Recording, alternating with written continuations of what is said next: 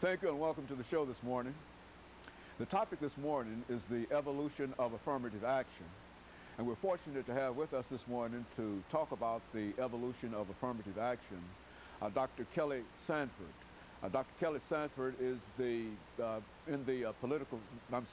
Sanford in the Department of Sociology at Tennessee State University. And of course, with Dr. Sanford is Miss LaVerne Walker.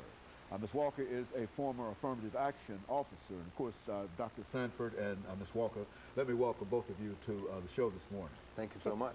And to talk about a very, very controversial topic, and that is affirmative action. But I think that we'll have an opportunity today with the knowledge that the two of you bring to this particular topic to talk about how this whole idea of affirmative action, that is having what might be called a level playing field, how this whole concept evolved. And Dr. Sanford, let's start off by having you, and then after you, Ms. Walker, to give us some information about your background, your education, and some of the things that were important in terms of bringing you here, and as well as Ms. Walker, and then we'll get into affirmative action and how it has evolved. Okay, very good. And I would like to thank you again for having us both here today. This is a very important issue. I am, again, E. KSanford, Associate Professor in the Department of Sociology at Tennessee State University. And prior to being there, I was at Austin Peay, actually the chair of the Department of Sociology there at the University of Montana prior to that, and did a postdoc at Pennsylvania State University. I'm very proud of getting my doctorate degree at Howard University and then out of North Carolina Central University. One of my research areas are indeed in the area of race ethnic relations, medical sociology, political sociology, and family. Very good. Yes. Ms. Walker. Well, I originally came from Charleston, South Carolina, and I ended up in Tennessee with my degree from Fisk University in sociology. And I went west to Albuquerque, New Mexico, and started my career there as a social worker, and transposed those skills into human resources skills in the aerospace industry in California. I rose from employment representative to employment administrator to manager of equal employment opportunity, affirmative action, diversity there at Northrop Grumman. And leaving Northrop Grumman, I came to Clarksville to be the director of affirmative action there at the university. And so both of you have been involved with affirmative action for quite a while. Is that, Dr. Sanford, what we'd like to do as we explain to the audience this morning, Ms. Walker, what we'd like to do is to talk about affirmative action. And let's have the two of you, with the knowledge that you have, during this part of this first segment, and of course going into the second segment, to talk about what we mean when we talk about the evolution of affirmative action. Exactly what are we talking about? Well, when I talk about this issue on affirmative action, I always like to put it into a historical context.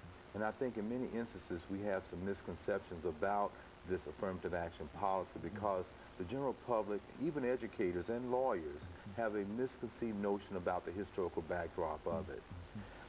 We've come out here in America of 244 years of African enslavement, 81 years of Jim Crow laws, leading into a segregation movement that then led us into the need to have this so-called equal opportunity or a fair opportunity of access.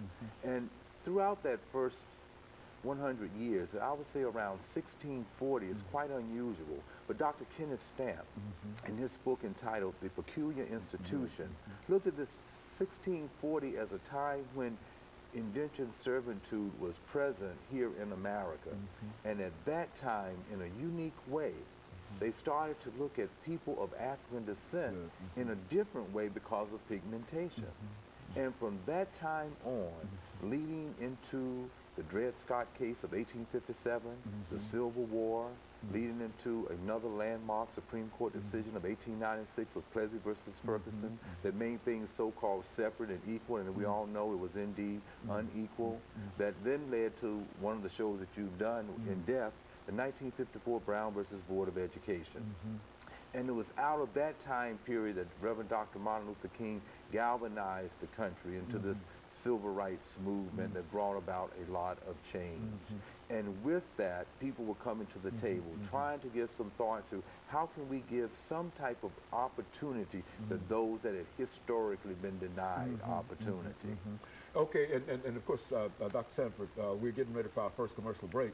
Now, Ms. Walker, when we come back, we're going to have about 8 or 10 minutes, and we want you to sort of, within the same context that Dr. Sanford has laid out, to give some statements in reference to affirmative action, and then we'll have an opportunity to talk about how it evolved.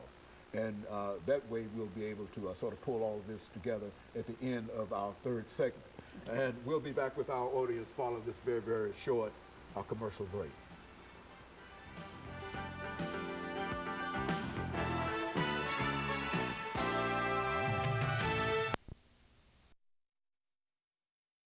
Is the evolution of